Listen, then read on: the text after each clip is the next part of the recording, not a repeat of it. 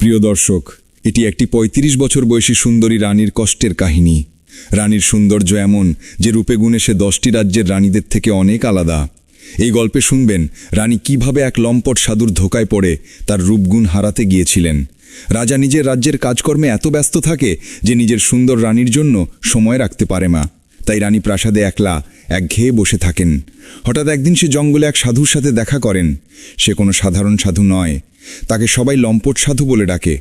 গ্রামবাসী সবার কথা, লম্পট মানে খাবার জিনিস নয়, মেয়েদের সাথে সম্পর্ক গড়ার একটা ব্যাপার ছিল। সে মেয়েদের সাথে সম্পর্ক করত এবং তাদেরকে তার কথার মায়াজালে ফাঁসাতো। হ্যাঁ বোন, এটি আপনার সাথেও হতে পারে। হয়তো সে কোনো সাধু নয়, একজন লম্পট।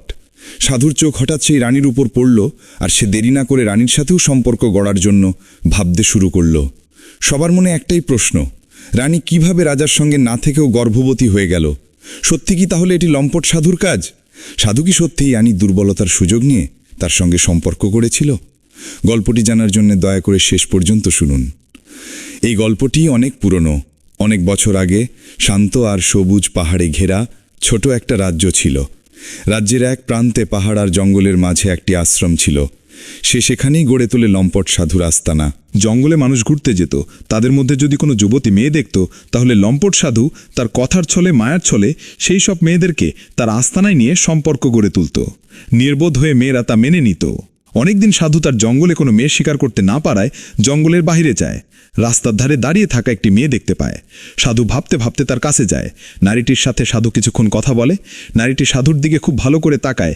এরপর সাধুর কথা বিশ্বাস করতে শুরু করে। সাধু মেয়েটিকে বলে, তুমি আমার পিছে পিছে আসো।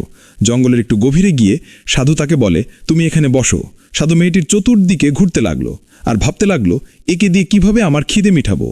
সাধু ঘুরতে ঘুরতে তার মাথায় লাল কাপড়ের টুকরোটা খুলে ফেলে। পিছন থেকে হুট করে মেয়েটির চোখ মুখ বেঁধে ফেলে এবং মেয়েটিকে দেয়া ওয়াদা ভঙ্গ করে তার সাথে জোরপূর্বক সম্পর্ক করে চলে যায়। কিছুক্ষণ পরে রাজ্যের রাজা সেখানে হাজির হয় এবং মেয়েটিকে কান্না জড়িত অবস্থায় দেখতে পায়। রাজা মেয়েটিকে জিজ্ঞেস করে, তুমি এখানে কিভাবে এলে?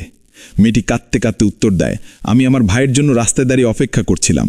সে সময় আমার কাছে একজন সাধু আসে এবং বলে, আমার ভাই নাকি জঙ্গলের ভেতরে অন্ধ অবস্থায় ঘুরতেছে, কিছু দেখতে পাচ্ছে না। আমি কিছু বলতে যাব, ঠিক তখন উনি বলল, কোনো কথা না, দেরি হয়ে গেলে তার চোখের দৃষ্টি ফেরানো যাবে না, তুমি আমার সাথে আসো। এরপর রাজা বলল, থাক, বুঝেছি। রাজা তার প্রজাদেরকে বলল, ওকে সুসম্মানে আমার রাজ্যে নিয়ে যাও। রাজার কাছে সাধুর নামে আরও অনেকবার এই ধরনের অবজেকশন এসেছিল। তার রাজ্যের সীমান্ত এলাকায় উত্তেজনার কারণে এই বিষয়টি মাথায় নিতে পারেনি। এর 2 দিন পর রাজা আবার সীমান্ত এলাকায় ফিরে যায়। এইবারও সাধুকে ধরতে পারল না। কিন্তু রাজ্যের রানী অসাধারণ সুন্দর আর সত্যিকার হৃদয়ের মালিক। তার মুখে ঝলক ছিল, চোখে করুণার গভীরতা, কিন্তু তার জীবন ভেতর থেকে একেবারে খালি ছিল। কারণ তার স্বামী রাজা সব সময় সীমান্তের নিরাপত্তায় যুদ্ধের রথে থাকত আর মাসের পর মাস রানীকে একাই রেখে যেত। বিশাল প্রাসাদ, সাজানো ঘর, রাজকীয় ভরসা, এসবের মাঝেও সে একদম একা ছিল। এর কয়েক বছর পর একদিন রানী বিষাদের মধ্যে ঘুরে ঘুরে রাজপ্রাসাদের সীমানা পেরিয়ে জঙ্গলের দিকে চলে গেল। ঘন গাছপালা আর পাখির কিচিরমিচিরের মাঝে তার মন একটু হলেও হালকা হলো। তখন তার চোখ পড়ল এক সাধুর ওপর, যিনি হলুদ কেশরিয়া পোশাকে এক গাছের নিচে ধ্যানমগ্ন অবস্থায় বসেছিলেন। তার ঝলমলে দাড়ি আর ছড়ানো লম্বা চুল দেখে তার বয়স আন্দাজ করা মুশকিল ছিল, কিন্তু তার চোখে ছিল এক রহস্যময় ঝলক, যেন তিনি কারোর মনের গভীরে দেখতে পারেন। সাধুটি ধীরে ধীরে চোখ খুলল আর রানীকে দেখে হেসে উঠল। দেবী, তোমার মুখে বিষাদের ছায়া পড়ে আছে, আমি কি তোমার কষ্ট কাটাতে সাহায্য করব? রানী ধীরে ধীরে মাথা নেড়ে কষ্টে কণ্ঠে বলল, মহারাজ, আমার জীবন তো শুধু আমার স্বামীর সঙ্গে জড়িয়ে আছে, কিন্তু তিনি সব সময় যুদ্ধে ব্যস্ত থাকেন। আপনার কাছে যদি এমন কোনো উপায় থাকে যার মাধ্যমে তার মন আমার দিকে ফিরে আসে, তাহলে দয়া করে বলুন। সাধু কিছুক্ষণ চুপ করেছিলেন, তারপর বললেন, এটা সম্ভব। আমার কাছে একটা বিশেষ সাধনা আছে, যা যদি ঠিকমতো সম্পন্ন করা যায় তাহলে আপনার জীবনে প্রেম আর সুখ ফিরে আসবে। তবে এই পূজা খুবই গোপনীয়, আর এটা শেষ করতে আপনাকে কিছু সময় আমার সঙ্গে একান্তে কাটাতে হবে। রানী একটু দ্বিধাগ্রস্ত হলেও বছরের তনুতা আর ভাঙা মন তার বুদ্ধির ওপর ধোঁয়া ফেলে দিয়েছিল।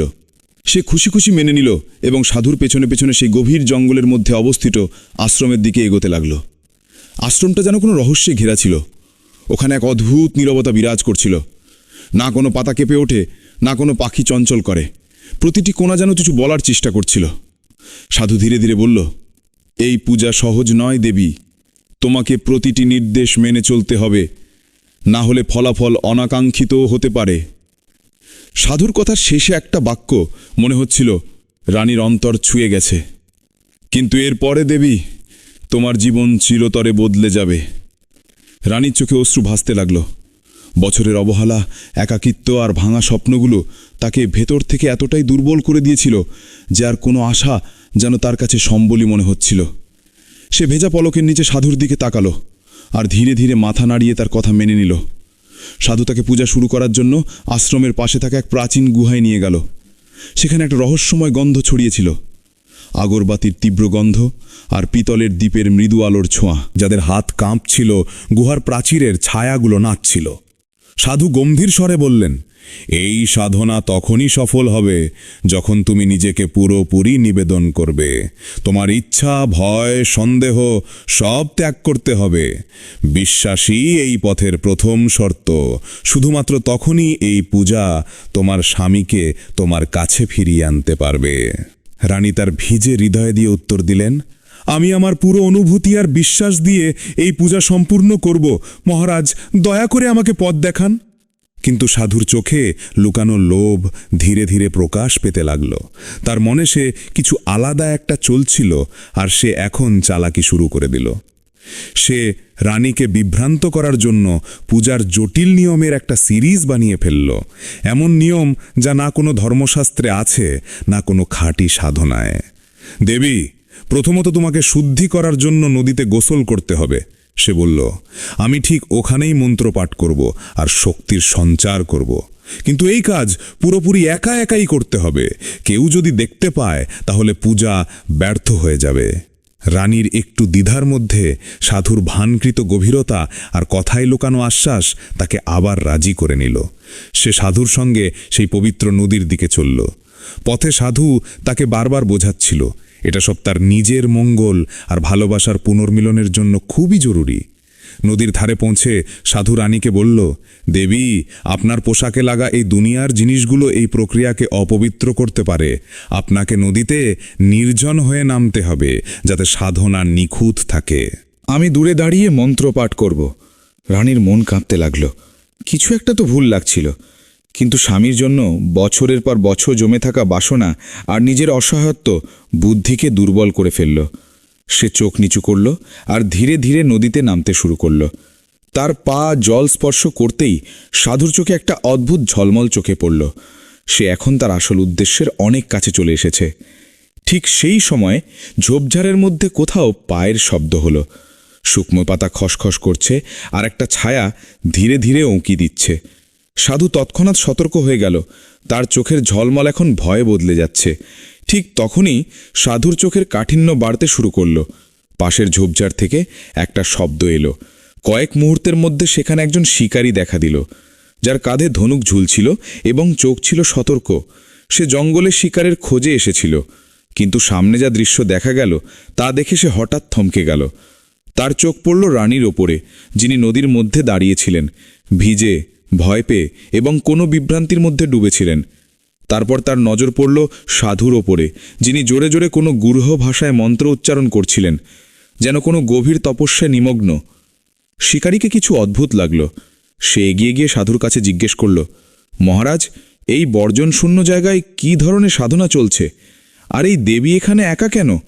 সাধু এক মুহূর্তের জন্য নজর নামালো, কিন্তু তার মুখ একেবারেই বদলায়নি। সে নিজের অভিজ্ঞতার ওপর ভর করে প্রচুরভাবে হাসল আর বলল, বাচ্চা, তুমি যে জায়গাটাকে শূন্য বলছো সেটা আসলে দেবতাদের সাধনার স্থান। ওটা রানী, ও তার স্বামীর মঙ্গল কামনায় কঠোর উপবাস করছে। এখানে কেউই তার মনোযোগ ভাঙতে পারে না। শিকারীর চোখ আবার রানীর দিকে গেল। তার মুখ ফিকে, চোখ নামানো, আর মন যেন কোনো ভয়ের ছায়ায় বন্দী। সে কিছু বলতে চাচ্ছিল। শিকারী বুঝতে পারল। মনে পড়ল, কোনো গভীর উপাসনায় কথা বলা যায় না, এটা নিষিদ্ধ মনে করা হয়। তবুও একটা সন্দেহ তার মনে থেকে যায়। কিন্তু সাধুর গম্ভীর ভাব এবং আত্মবিশ্বাসে ভরা কণ্ঠ শিকারীর সন্দেহটা একটু কমিয়ে দেয়। সাধুর চোখে ঝলমল করছে বিশ্বাস, আর তার কথার খাঁটেসি তাকে প্রতারিত করতে পারেনি। শিকারী শেষমেশ মাথা নোয়ায় এবং বলে, যদি এটা দেবীর তপস্যা হয় তবে আমি বাধা দেব না। দেবীর সাধনা সম্পূর্ণ হোক, আমি এটাই কামনা করি। এরপর সে ধীরে ধীরে সেই পথে ফিরে যায় যেখান থেকে এসেছে। সাধু এখন ভিতর থেকে আরও সাহসী হয়ে উঠেছে। শিকারীকে সফলভাবে ফাঁকি দিয়ে তার মুখ গর্বে চওড়া হয়ে উঠল। সে রানীর দিকে ঘুরে বলল, দেখো দেবী, এটা দেবী মায়েরই দয়া যে তিনি তোমার সঙ্গীত পথে যে কোনো বাধা নিজে থেকেই সরিয়ে দেন। এখন তোমাকে পুরো আত্মবিশ্বাস নিয়ে এই সাধনা সম্পূর্ণ করতে হবে। তোমার দুঃখ এখন শেষের দিকে। রানী আবারও তার কথাই বিশ্বাস করল। তার চোখে এখনও সেই আশা ছিল, স্বামীর সান্নিধ্যে তার ভাঙা জীবনের সুখ ফিরে আসবে। আর এই বিশ্বাসেই সে সাধুর আজ্ঞা মানতে শুরু করল। কিন্তু ওদিকে সাধুর মনে আর কোনো সন্দেহ রইল না। তার পরিকল্পনা ধীরে ধীরে তার চূড়ান্ত পর্যায়ে পৌঁছাচ্ছিল। রানীর অসহায়ত্ব তার সবচেয়ে বড় অস্ত্র হয়ে উঠেছিল এবং সে এখন তার সরলতাকে কাজে লাগানোর জন্য প্রস্তুত ছিল। গুহার ভেতরে রোদের কিরণগুলো এখন ধীরে ধীরে কমে আসছিল। সময় যেন থেমে গিয়েছিল। কিন্তু রানীর ভিতরে এক অদ্ভুত অস্বস্তি ক্রমশ বাড়ছিল। সাধু এখন তাকে এমন পূজার পদ্ধতি শেখাচ্ছিল যার অর্থ সে নিজেও বুঝতে পারছিল না। জটিল, বিভ্রান্তিকর এবং অস্বাভাবিক। প্রতিটি মুহূর্তের সঙ্গে রানীর মন আরও অস্থির হচ্ছিল। কিন্তু তার একাকিত্ব আর ভাঙা আশার সামনে সে নিজেকে অসহায় মনে করছিল। ভিতর কোথাও একটা কণ্ঠ ফিসফিসাচ্ছিল, কিছু একটা ভুল হচ্ছে। কিন্তু তার বিশ্বাস এখনও সেই সাধুর কথায় আটকে ছিল। এইদিকে সাধুর আসল চেহারা ধীরে ধীরে বেরিয়ে আসছিল। সে জানত এটা সেই মুহূর্ত যখন রানী তার মায়ার জালে আটকে পড়েছে। সে একগুঁয়ে বলল, এখন শেষ পর্ব শুরু হবে দেবী। এটা সবচেয়ে কঠিন সাধনা। তোমাকে তোমার শরীর আর আত্মা দুটোই ত্যাগ করতে হবে। শুধু তখনই দেবী খুশি হবেন আর তোমার জীবনে সুখ ফিরে আসবে। রানীর চোখে এখনও সেই পুরনো ছবি ভাসছিল, রাজার সাথে কাটানো এক মধুর মুহূর্ত যা সে আবারও জীবন্ত করতে চেয়েছিল। সে রাজ্যের প্রতিটি আদেশ মেনে নিতে প্রস্তুত ছিল, শুধু সেই মুহূর্তটাই ফিরে পাওয়ার আশায়। সাধু তাকে একটি গভীর কক্ষে নিয়ে গেল, যেখানে দেওয়ালগুলো অদ্ভুত প্রতীক দিয়ে সজ্জিত, রেখাযুক্ত ছিল। আর মোমবাতির ধীরে ধীরে জ্বলন্ত আলোতে সবকিছু রহস্যময় মনে হচ্ছিল। ওখানে শক্তি আলাদা ছিল, যেন কোনো অজানা শক্তি সেখানে শ্বাস নিচ্ছিল। কিন্তু তখনই একটা অপ্রত্যাশিত মোড় এলো। রাজা, যিনি কয়েক সপ্তাহ পর যুদ্ধ থেকে ফিরে এসেছিলেন, রানী হঠাৎ করে অদৃশ্য হয়ে যাওয়ার খবর পেয়ে তৎক্ষণাৎ খুঁজতে খুঁজতে আশ্রম পর্যন্ত এসে পৌঁছালো। প্রথমে ওর সন্দেহ হয়েছিল, কিন্তু রানীর অনুরোধে সে ভিতরে ঢুকতে রাজি হয়ে গেল। সাধুকে যেন এই কথার হদিশ পেয়ে গেল। সে সতর্ক হয়ে গেল, কিন্তু ভয় পেল না, বরং ওর চালাকি আরও তীব্র হয়ে গেল। সে নিজের শিষ্যদের আদেশ দিল, রাজাকে পূজা আর ধ্যানেই আটকে রাখো, ওকে বিভ্রান্ত করো, যাতে আমি রানীর সাথে একা দেখা করতে পারি। এখন আমার কাছে বেশি সময় নেই। রানী, যিনি আশ্রমের শান্ত আর পবিত্র পরিবেশে মুগ্ধ ছিলেন, সাধনার পরবর্তী ধাপের জন্য একাকী কক্ষে চলে গেলেন। ওর কিছুই জানা ছিল না যে রাজা এখন একই প্রাঙ্গণে আছে। সাধু যখন দেখল রাজা ধ্যানমগ্ন আর শিষ্যরা তাকে ঘিরে আছে, তখন সে চুপচাপ সেই গোপন কক্ষের দিকে এগিয়ে গেল যেখানে রানী একাকী বসেছিল। তার পদক্ষেপ ধীরে, কিন্তু উদ্দেশ্য স্পষ্ট। এবার সে মনে করল, রানী আমার হাত থেকে পালাতে পারবে না। রাজা বুঝতেই পারবে না তার ঠিক পেছনে কি ঘটতে চলেছে। গাঢ় সন্ধ্যার মাঝে যখন মন্দিরের ঘণ্টাগুলো দূরে বাজতে শুরু করল, রাজা গভীর ধ্যানমগ্ন ছিল। ঠিক তখনই এক সৈনিক হাঁপাতে হাঁপাতে ভিতরে ঢুকল এবং ধীর স্বরে বলল, কানটায় কিছু বলল। রাজার চোখ চওড়া হয়ে গেল। ওই সাধু আসলেই কি একজন অপরাধী, জেল থেকে পালানো? রাজার মাথায় একের পর এক সন্দেহ ঘুরতে লাগল। রানীর অস্বস্তি, সেই রহস্যময় পূজা আর আশ্রমের অদ্ভুত শান্তি। সে দেরি না করে তলোয়ার তুলে সোজা সেই গোপন কক্ষের দিকে ছুটে গেল যেখানে রানী সাধনায় মগ্ন ছিল। ওদিকে সাধু ধীরে ধীরে সেই কক্ষের দিকে এগোচ্ছিল। তার মুখে ছিল সেই চালাক হাসি যা সাধারণ কেউ বুঝতেই পারে না। সে আগেই তার বিশ্বস্ত শিষ্যদের ওই এলাকায় মোতায়েন করে রেখেছিল। দরজা বন্ধ করা হয়েছিল যাতে কেউ ভিতরে না আসতে পারে। ঘরের ভেতরে রানী ধ্যানমগ্ন অবস্থায় বসেছিল। তার নিঃশ্বাস গভীর ছিল আর মন অতীতের স্মৃতিতে হারিয়ে যাচ্ছিল। রাজার সঙ্গে কাটানো ছোট ছোট মুহূর্তগুলো, তার সঙ্গ, তার অনুপস্থিতি, আর তারপর এই অদ্ভুত সাধনা। সে কি ঠিক পথে আছে? এই চিন্তায় ডুবে থাকা রানীর সামনে হঠাৎ একটা ছায়া অনুভূত হল। সামনে সাধু দাঁড়িয়েছিল। তার চোখে এক অদ্ভুত ঝলক এবং কণ্ঠে রহস্যময় মাধুর্য ছিল। দেবী, সে গভীর স্বরে বলল, আপনার তপস্যায় আমি মুগ্ধ। দেবী মা আমাকে তোমার কাছে পাঠানো হয়েছে যাতে তোমার জীবনের দুঃখ কাটিয়ে উঠতে। রানী চমকে উঠল। সে চোখ বড় করে সাধুকে দেখল আর কিছুক্ষণ তাকিয়ে রইল। আমি তো ভেবেছিলাম রাজা তোমাকে শাস্তি দিয়েছে, তুমি আবার এখানে কিভাবে এসেছো? সাধু সঙ্গে সঙ্গে চালাকি করল। সে দুই হাত জোড় করে বলল, রাজা আমাকে ভুল বুঝেছে দেবী। আমার উদ্দেশ্য কখনো কারো ক্ষতি করা নয়। আমি যা করেছি সবই তোমার মঙ্গলার্থেই করেছি। এখন আমি সরাসরি দেবী মায়ের বার্তা নিয়ে এসেছি। তার কণ্ঠে এমন মধুরতা আর গভীরতা ছিল যে রানীর মন দোলাতে শুরু করল। সে এখনও পুরোপুরি বিশ্বাস করতে পারছিল না, কিন্তু সাধুর চতুরতা আর রহস্যময় উপস্থিতি তাকে গভীরভাবে বিহ্বল করে দিয়েছিল। সত্যিই কি দেবীমা চায় যে তুমি আমার সাহায্য করবে? রানী ধীরে ধীরে জিজ্ঞেস করল। সাধু হাসতে হাসতে বলল, হ্যাঁ, কিন্তু এর জন্য তোমাকে তোমার মন আর শরীর দুটোই মুক্ত করতে হবে। সব সন্দেহ, সব বাঁধন ত্যাগ করতে হবে। শুধু তবেই তুমি পরিপূর্ণ সাধনার অবস্থায় পৌঁছাতে পারবে, আর দেবীমা তোমার জীবনে আশীর্বাদ দেবেন। রানীর চোখে সন্দেহ আর ভয়ের ছাপ ছিল, কিন্তু তার ভিতরে বসে থাকা অবলনিত নারী, যে শুধু তার স্বামীর ভালোবাসা আর সম্মান চেয়েছিল, এখন আরেকটা ভুলের ফাঁদে আটকে পড়তে হলো তাকে। অন্যদিকে রাজা আশ্রামের সরু গলিপথ দিয়ে দ্রুত সেই দিকে এগিয়ে চলেছে। তার মনে একটাই কথা ছিল, আমি এখন তাকে, আমার রানীকে ছোতে দেব না, যে কোনো বাধাই আসুক না কেন। সাধু এখন পুরোপুরি তার উদ্দেশ্যের কাছে পৌঁছে গিয়েছিল। তার মুখ শান্ত আর ভাষা মধুর ছিল, কিন্তু তার ভিতরে গাঢ় অন্ধকার বেড়ে উঠছিল। সে রানীর চোখের দিকে তাকিয়ে বলল, দেবী, আমি শুধু একটা মাধ্যম মাত্র। দেবী মায়ের আদেশের দূত আপনার। মুক্তি, তোমার স্বামীর কল্যাণ আর পুরো রাজ্যের সুরক্ষা এখন শুধুই এই শেষ আচার অনুষ্ঠানের ওপর নির্ভর করে। ধীরে ধীরে তার মিষ্টি কণ্ঠস্বর আর আত্মবিশ্বাস রানীর মনকে ভেতর থেকে সন্দেহময় ভাব থেকে মুক্ত করে দিল। সে অনুভব করল এই সাধনার কোনো সাধারণ আচার নয়, এটা তার ধর্ম হয়ে উঠেছে। সে গভীর শ্বাস নিয়ে সাধুর কথাগুলো বিনম্রভাবে মেনে নিল। যদি এটা আমার স্বামীর মঙ্গলার্থ হয়, রানী বলল, তবে আমি যে কোনো আগুনের পরীক্ষাও দিতে প্রস্তুত। সাধুর চোখে জয়ের এক দীপ্তি ফুটে উঠল। সে এখন রানীকেই সেই বিশেষ কক্ষে নিয়ে যাবার নির্দেশ দিল, যেখানে সে নিজেই শেষ অনুষ্ঠানটির প্রস্তুতি সম্পন্ন করেছিল। ধোঁয়ার ধোঁয়া আর মন্থর মন্ত্রের আওয়াজে একটা পরিবেশ তৈরি হয়ে গিয়েছিল। সে ধীরে বলল, দেবী মা চায় তুমি আর আমি মিলেই এই শেষ ধাপটা সম্পন্ন করি। এতে তোমার ভিতরে লুকানো শক্তি জাগ্রত হবে, আর তারপর তুমি তোমার স্বামীর জীবনের সব বিপদ দূর করতে পারবে। তবে মনে রেখো, এই অনুষ্ঠানটা খুব গোপনীয়। রাজাকে এর খবর দিলে পুরো প্রক্রিয়াটা ভেঙে যেতে পারে। রানী কিছুক্ষণ চুপ করেছিল, তারপর মাথা হালিয়ে বলল, আমি মহারাজকে কিছু বলবো না। যদি এতে ওর সুখ আর নিরাপত্তা হয়, তাহলে আমি চুপ থাকাই ভালো মনে করি। অন্যদিকে রাজা এখন আশ্রমের দরজায় পৌঁছে গিয়েছিল। চেম্বারগুলো তাকে থামানোর চেষ্টা করছিল, কিন্তু তার চোখে এখন শুধু একটাই অনুভূতি ছিল, রাগ আর উদ্বেগের মিশ্রণ। আমার পথে থেকে সরো, রাজা গর্জে বলল। আমার রানী কিছু হলে আমি এই পুরো জায়গাটা পুড়িয়ে দেবে। একটা ইশারায় তার রক্ষীরা এগিয়ে গেল এবং শিষ্যদের সঙ্গে লড়াই শুরু করল। রাজার সামনে আর কেউ দাঁড়াতে পারল না। এই আশ্রমটা কোনো পবিত্র স্থান না, একদম ফাঁদ। আরেকদিকে সাধু রানীর কাছে বসে শেষ চালটা দিতে যাচ্ছিল। মাত্র এক মুহূর্ত, সে মনে মনে ভাবল, আর কেউ আমাকে থামাতে পারবে না। সাধুর চাল এখন অনেক গভীরে ঢুকে গেছে। সে শুধু রানীর অনুভূতিকে বন্দী করেনি, তার বিবেককেও এক কঠোর সাধনার নামে ধীরে ধীরে দুর্বল করে দিয়েছে। দেবী মা বলেছেন এই অনুশীলনটা খুবই গোপনীয়। সে এক রাতে ধীরে কণ্ঠে বলল, যদি এই কথা বাইরে বেরিয়ে যায়, তাহলে এর প্রভাব কমে যাবে, আর তখন রাজাও বাঁচবে না, কেউ বাঁচবে না, থাকবে না রাজ্য।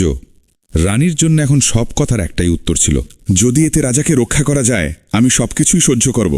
কিন্তু সে জানত না, এটা ভক্তি নয়, এক গভীর ছলকৌশল। সাধু তাকে অনেক মিথ্যা আচার অনুষ্ঠানে জড়িয়ে ফেলেছিল। প্রতিটা অনুষ্ঠান তাকে ক্লান্ত করে দিত, শারীরিকভাবে, মানসিকভাবে আর আত্মার দিক থেকেও। সে তাকে রাতভর ধ্যান করাতো, কখনো মন্ত্রপাঠ করতে বলতো, কখনো উপবাস রাখার নির্দেশ দিত। রানীর চোখের নিচে কালো দাগ গাঢ় হতে লাগলো, তবুও তার বিশ্বাসে কোনো কমতি হয়নি। আপনি এখন দেবী মায়ের আশীর্বাদের খুব কাছাকাছি। সাধু ধীরে ধীরে ফিসফিস করল, আরেকটা শেষ আচার, আরেকটা শেষ সমর্পণ, তারপর সব কিছু বদলে যাবে। তখনই রাজা আশ্রমের দরজায় এসে পৌঁছেছিল, কিন্তু শিষ্যরা তাকে থামিয়ে বলল, রাজা, রানী গভীর সাধনায় মগ্ন, আপনার যাওয়া সব কিছু নষ্ট করে দেবে। রাজার চোখে চিন্তার ছাপ ছিল। কিছু একটা ঠিকমতো লাগছিল না তার। মনে হচ্ছিল তার হৃদয় যেন কোনো অজানা বিপদের সংকেত দিচ্ছে। কিন্তু সে জানত, জোর করে ঢুকলে রানীর রাস্তা ভঙ্গ হতে পারে। কিছু একটা তো লুকানো আছে, সে মনে মনে বলল। ওই ভিতরে সাধু এখন শেষ যুদ্ধে নামার প্রস্তুতি নিচ্ছিল। রানীজি, সে বলল, তোমার ত্যাগ এখন পূর্ণ হবার সময় এসেছে। কিন্তু দেবী মায়ের পূর্ণ করুণা তখনই হবে, যখন তুমি তোমার মন, শরীর আর আত্মা তিনটাই আমার পথ নির্দেশনায় উৎসর্গ করবে। রানীর আত্মা এখন ক্লান্ত হয়ে পড়েছিল, বিভ্রান্তি আর ভক্তির মধ্যে দোল খাচ্ছিল। সে জীবনে শুধু একটা কথাই শিখেছিল, স্ত্রীর ধর্মই সবচেয়ে বড় ধর্ম। আর ঠিক এই কথাটাকেই সাধু তার ফোন দিতে বদলে দিয়েছিল। যদি আমার আত্মসমর্পণ মহারাজের সুরক্ষার মাধ্যম হতে পারে, সে বলল, তাহলে আমি কেন পিছিয়ে যাব? এখন সে পুরোপুরি অসহায় ছিল। সন্দেহ আর শক্তি দুটোই তার ভেতরে মরে গিয়েছিল। তার চোখে ঝয় উঠেছিল, কিন্তু বাইরে শুধু শান্তি দেখা যেত। এই দৃশ্য এখন চরম সীমায় পৌঁছে গেছে। সাধু প্রায় জয়ী হয়ে গিয়েছে, আর রাজা কেবল কিছু ধাপ দূরে। রানী এখন সেই মোড়ে পৌঁছেছিল যেখানে তার জন্য সঠিক আর ভুলের ফারাক মেঘলা হয়ে গিয়েছিল। সে নিজের হৃদয়কে বোঝালো, যদি এটা সব কিছু তার স্বামীর কল্যাণের জন্য হয়, তাহলে তাকে তার ভয় আর সন্দেহ ছেড়ে দিতে হবে। সাধুর কথা এখন তার কাছে পবিত্র আর অলৌকিক মনে হচ্ছিল। সে ভাবল, হয়তো এটাই আমার শেষ পরীক্ষা, দেবী মায়ের পক্ষ থেকে পাঠানো চূড়ান্ত অগ্নি পরীক্ষা। সাধু তার ভেতরে ভয়ের আগুন আরও জ্বলিয়ে তুলল, বলল, এখন তোমার শেষ আত্মসমর্পণের সময় এসেছে। এটা একেবারে পবিত্র একটা প্রক্রিয়া। একজন তপস্বিনী হিসেবে তোমাকে সম্পূর্ণ ভক্তি দেখাতে হবে। কোনো সন্দেহ বা প্রতিবাদ এই আনুষ্ঠানিকতাকে অপবিত্র করে ফেলবে। রানী একটু চুপ করে রইল, তার শ্বাস আটকে গিয়েছিল, কিন্তু তারপর সে মাথা নিচু করল। ঠিক আছে, যেভাবে আপনি বলবেন, সে কষ্টে বলে উঠল। সাধু হাসল। সেই হাসিতে মায়া ছিল না, বরং একটা বিজয়ের ছল। সে একটা অন্ধকার গুহা বেছে নিল, যেখানে না আলো ছিল, না বাইরের দুনিয়ার কোনো আওয়াজ। চারদিকে সূর্যের আলো, যজ্ঞ আর ভ্রান্তিময় মন্ত্রের প্রতিধ্বনি ছড়িয়ে পড়ল। সে ছেলেদের বলল, এই অনুষ্ঠান চলাকালীন কেউ যেন কাছে না আসে, এটা দেবীর ইচ্ছার অবমাননা হবে। আসলে এগুলো সব রানীর ইজ্জত নেয়ার একটা বড় ষড়যন্ত্রের অংশ ছিল। সে রানীকে সম্পূর্ণ আলাদা আর অসহায় মনে করাতে চেয়েছিল, যাতে সে তার কথার বাইরে না বেরিয়ে তার ইচ্ছায় গলে যায়। সময় যত যাচ্ছিল, রানীর ভয় তত বাড়ছিল। সাধু প্রতি মুহূর্তে তাকে নতুন নিয়ম, নতুন বিধিনিষেধ আর নতুন সতর্কবার্তায় গুটিয়ে ফেলা হয়েছিল। তুমি যদি আমার কথা না মানো, বুঝে নিও তোমার সব তপস্যা বৃথা যাবে, আর তোমার স্বামী কখনো মুক্তি পাবে না। এখন রানীর কাছে আর কোনো উপায় ছিল না। তার চিন্তা, তার আত্মবিশ্বাস আর তার যুক্তি সব ধীরে ধীরে সাধুর মনস্তাত্ত্বিক খেলায় ধ্বংস হয়ে গিয়েছিল। সে এখন এক পটলি পুতুলের মতো হয়ে গিয়েছিল, যার দড়ি সাধুর হাতে ছিল। তার চোখ এখনো ভিজে ছিল, কিন্তু তাতে অল্প কান্না আর বেশি অসহায়ত্ব ছিল। সে এখন সেই গভীরে পৌঁছে গিয়েছিল, যেখানে না কোনো রাস্তা ছিল, না কোনো শব্দ, শুধু চুপ্পি আর ভণ্ডামি ভক্তি। গুহার বাইরে গাঢ় অন্ধকার নেমে এসেছিল, কিন্তু রাজার মনে তার থেকেও গভীর এক অস্থিরতা জমেছিল। সে বারবার সাধুদের শিষ্যদের পথ ছাড়ার জন্য অনুরোধ করছিল, কিন্তু সাধুর ছায়া তাদের ওপর এত ভারী ছিল যে তারা একদম অটল ছিল।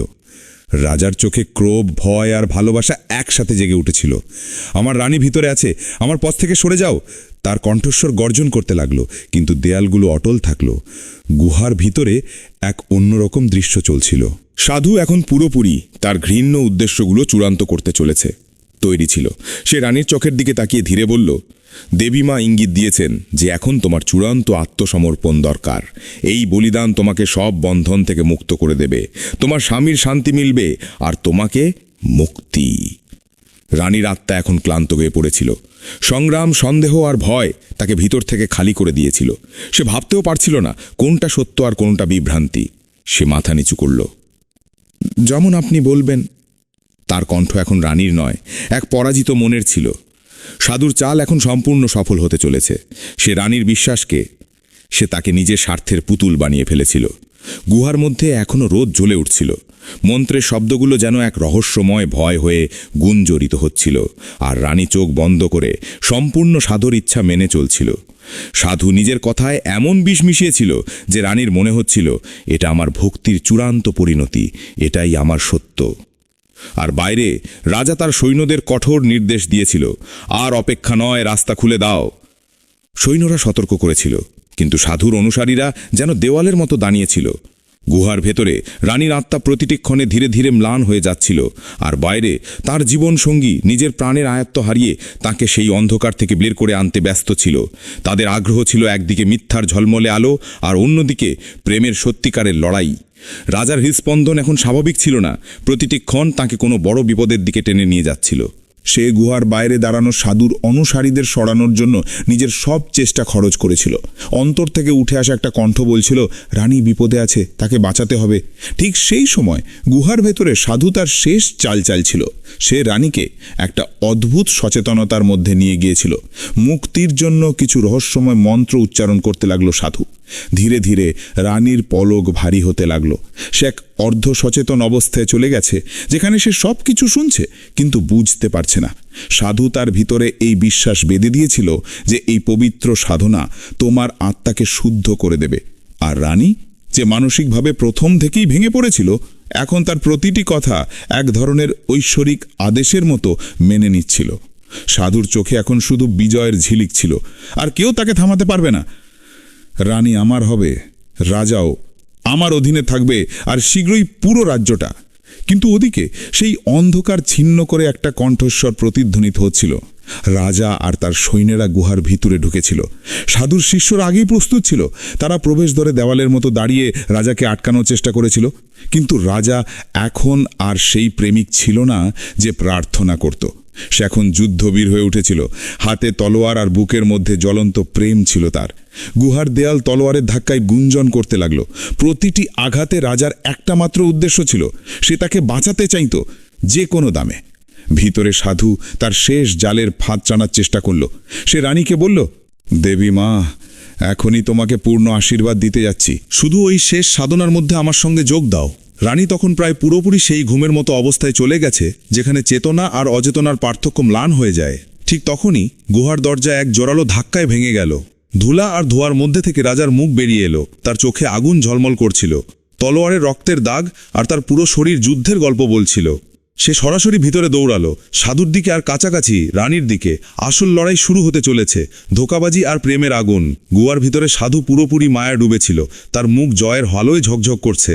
কিন্তু ঠিক তখনই রাজার গর্জন গুহায় গুঞ্জরিত হলো, আর সেই আলো এক মুহূর্তে হাঁটার আর হারবান হয়ে গেল।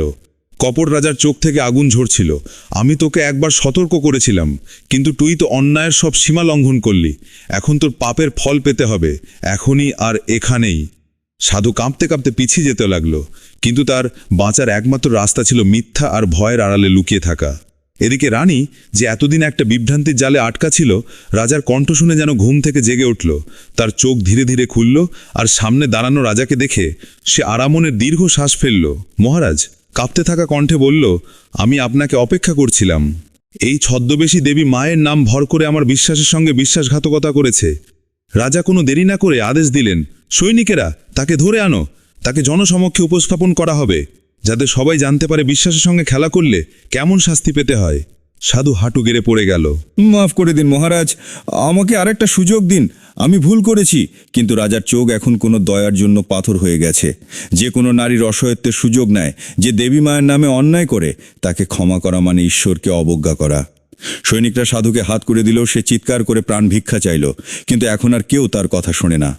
রাজা তাকে রাজপ্রাসাদে এনে রাজ্যের সামনে সবাইকে দেখালো। হাজার হাজার মানুষের সামনে রাজা তার আসল চেহারা খুলে বলল, সে কিভাবে পাহাড়ে দেবী মায়ের নামে মেয়ে মানুষদের সর্বনাশ করে, কিভাবে সে রানীর মতো বিশ্বস্ত মহিলাকে নিজের অন্যায় কাজে ফাঁসানোর চেষ্টা করল। জনতার মাঝে রাগ ঝড়ের মতো উঠল। এমন দুষ্টের কঠোর শাস্তি হোক, এমন আওয়াজ গুঞ্জরিত হতে লাগলো। রাজা ঘোষণা দিলেন, এই ছলনাকারীকে রাজ্যের সবচেয়ে অন্ধকার আর গভীর কারাগারে বন্দী করা হবে। সেখানে সে সারা জীবন নিজের পাপ নিয়ে অনুতপ্ত থাকবে। রানী, তিনি এখন সম্পূর্ণ নিরাপদ, রাজার কাছে এলেন। তার চোখে কৃতজ্ঞতা ঝলকাচ্ছিল। আপনি সময় মতো আমাকে সেই অন্ধকার থেকে বের করে এনেছেন মহারাজ। আজ আমি বেঁচে আছি শুধুমাত্র আপনারই জন্য। কারণ, রাজা রানীর হাত ধরে বলল, তোমার বিশ্বস্ততা আর বিশ্বাসী এই রাজ্যের সবচেয়ে বড় শক্তি। এখন আর কেউ তোমাকে কখনো ধোঁকা দিতে পারবে না। এই ঘটনার পর রাজা পুরো রাজ্যে একটা আদেশ জারি করল। এখন থেকে ধর্ম বা দেবদেবীর নামে যারা মানুষের সঙ্গে প্রতারণা করবে, তাদেরকে রাজ্যের সবচেয়ে কঠোর শাস্তি দেওয়া হবে। রানী রাজার দিকে তাকিয়ে মুচকি হাসি দিল। রানীর বৃষ্টি চোখের থেকে তাকিয়ে রাজার মনের ভেতরে রানীর জন্য ভালোবাসার ঢেউ শুরু হলো। রাজ্যে আবার শান্তি ফিরে এলো। জনতার মধ্যে বিশ্বাসের জ্বালা আরও জ্বলে উঠল। সাধু কারাগারে একাকী অন্ধকারে বসে নিজের ছল, লোভ আর পাপ নিয়ে প্রতিদিন অনুতপ্ত হচ্ছিল।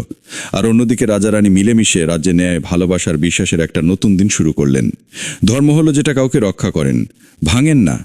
আর ভালোবাসা হলো সেটা কাউকে অন্ধকার থেকে আলোয় নিয়ে আসে, আঘাত করেন না।